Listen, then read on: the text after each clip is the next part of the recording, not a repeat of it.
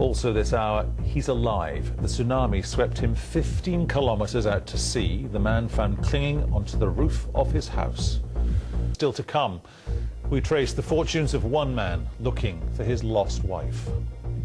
I'm Peter Dobby. Also in this program, 380,000 people have been forced from their homes, but survivors still have an anxious wait.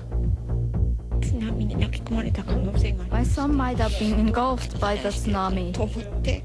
I hope he is taking shelter somewhere. I'm struggling to locate him.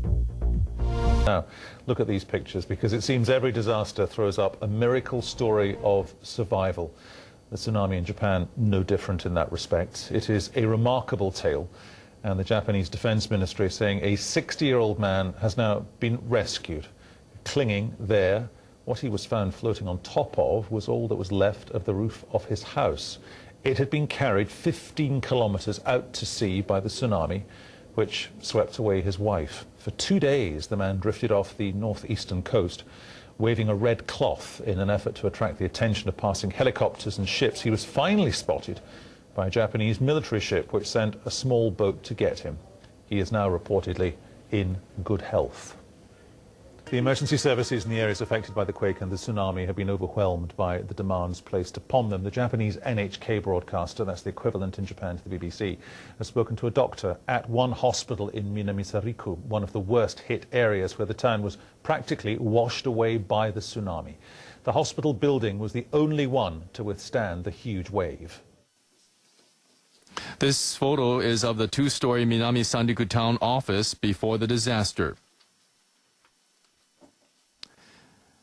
It used to be located in the town center, probably in the area shown here in the yellow circle. But in this footage taken after the disaster, the office building can be found nowhere. A 5-story public hospital is located near the site where the office building stood. The tsunami swamped the Shizugawa Hospital. Water reached up to the 4th floor. There were about 100 patients in the hospital at the time the tsunami hit. But the staff says they could only evacuate the patients on the 4th floor.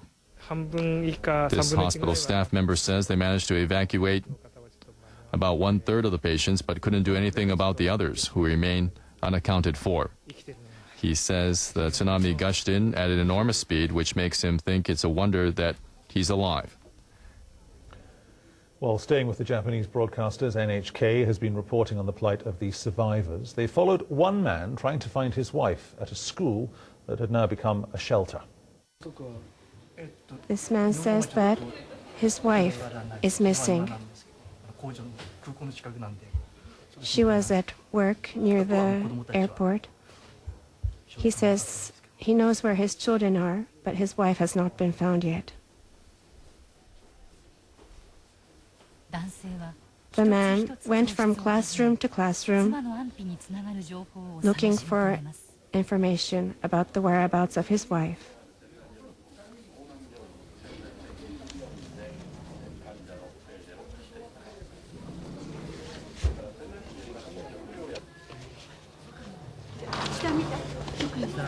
This woman asks him if he has looked downstairs.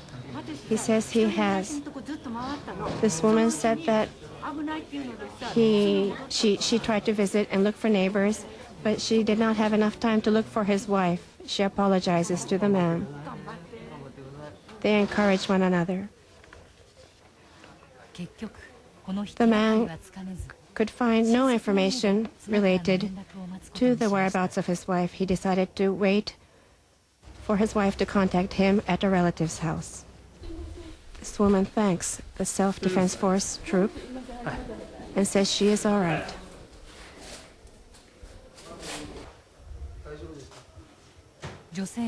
The woman said she had been waiting for help all night outside. The woman says she had been washed away by the wave. Asked if she was outside, she says that the moment she opened the door of her house, the water flooded in.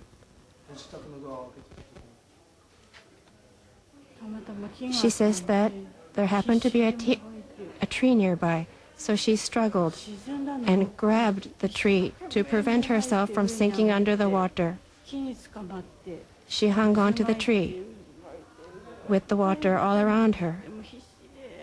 She says she hung on for dear life, and then a tatami floor mat drifted near her, so she got on the tatami floor mat and floated around and round in the water, completely helpless. She drifted around the houses and found herself washed near the school. She says her daughter was washed away with her, but has not been found. Well, that's the latest from our colleagues at NHK in Japan. Just outside Sendai, one man telling NHK how he survived the tsunami as well.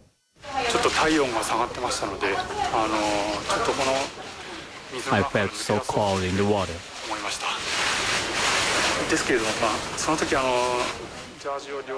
I tried to get out.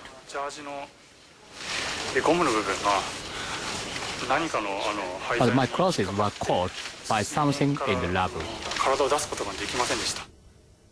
As he was swept away by the wave, Ishikawa saw that his house was approaching a nursing home.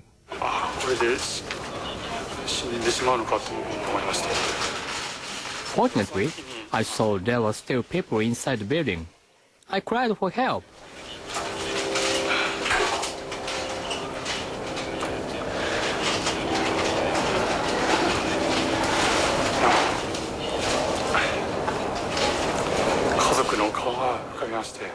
I thought I was dying when I was pushed into the water.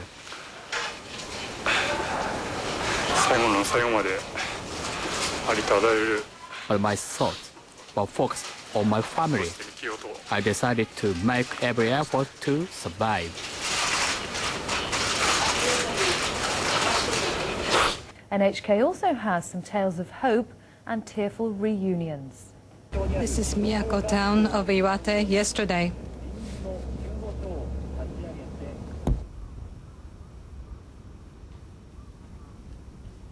Villages sustained devastating damage by the Great Tsunami.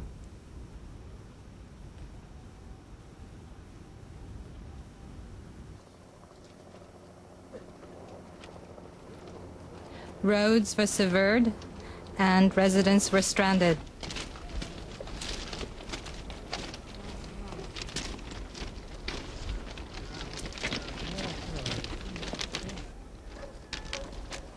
A man was searching for his daughter.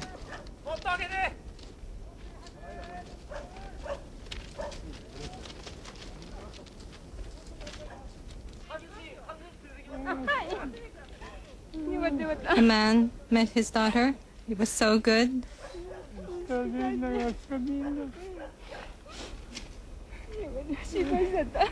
The daughter says she was worried.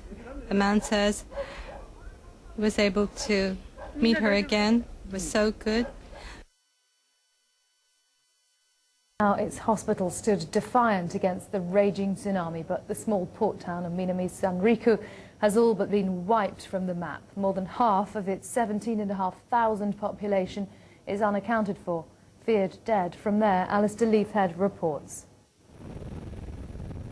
From the air, it just looked unreal, but close up, the true impact the wave had here on homes, shops, whole neighborhoods is overwhelming. For mile after mile, the tsunami flattened everything, throwing cars aside, pulverizing houses, and dragging the debris far inland. 10,000 people are still unaccounted for here. More than half the town is missing. This family did make it out in time. They came back today and were shocked by the damage. I was in the car with my daughter when everything began to shake violently, she told me. We rushed back to the house, grabbed a few bags. They then drove up and out of town just before the tsunami struck. This is just one small cove, one tiny inlet that we've been able to get to along this vast length of coastline that was struck by the tsunami. And you can get a sense of the power of the wave that surged up this area, crushing this car as if slamming it into a wall. Another one on its roof, and buildings picked up and dragged by the power of the water up the valley. This is the impact in this small area alone. Imagine this many, many times over. Tonight, hundreds of those who made it to safety were sheltering in a local school sports hall. Their homes and possessions lost, nowhere to go. They both read and told more stories of lucky escapes. I watched everything. The wave came in and I saw it hit the concrete breakwater. It was just flicked aside and the water rushed inland. The houses were washed away. Japan is prepared for earthquakes and even tsunamis. Their evacuation plans no doubt saved lives. But this was just so big, so powerful and so devastating. The number of dead will just continue to rise. Alistair Leithhead, BBC News, Minami Sanriku Village, Japan. Well, the death toll from the earthquake and the tsunami that followed it has steadily risen since Friday. The Monday morning television programme on Japanese broadcaster NHK has been showing some of the latest pictures and figures from the worst affected areas.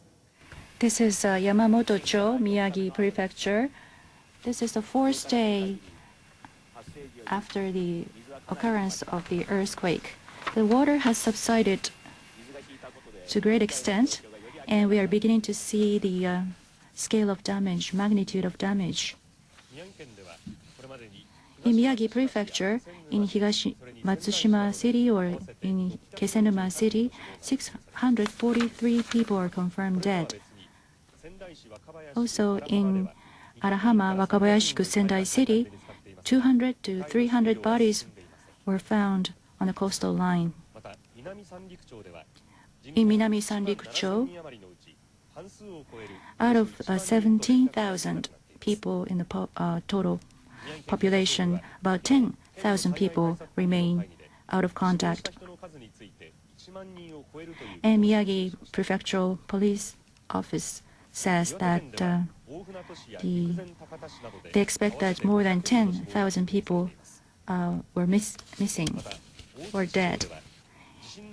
In Otsuchi City, Oji Town, the mayor and also many of the town government officials are missing. According to police, in Iwate Prefecture, 315 people are missing. In Fukushima Prefecture, in Iwaki City or in Minami Soma City, the damage by a tsunami is very serious, and 401 people are confirmed dead. And in Fukushima Prefecture, 1,200 people are missing. Well, as the people of Japan try to come to terms with the aftermath of the tsunami, the prospect of cleaning up and rebuilding livelihoods seems daunting. Here's a report from Japanese broadcaster NHK. This was a place where houses lined up before the tsunami. There's nothing here. It's all reduced to ruins.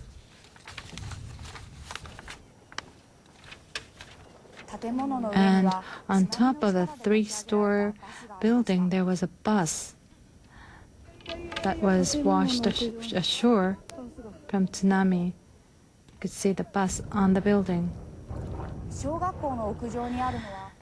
On top of elementary school, you can see a house that drifted. How could this place return to its original site? We really couldn't see how we really could restore the area.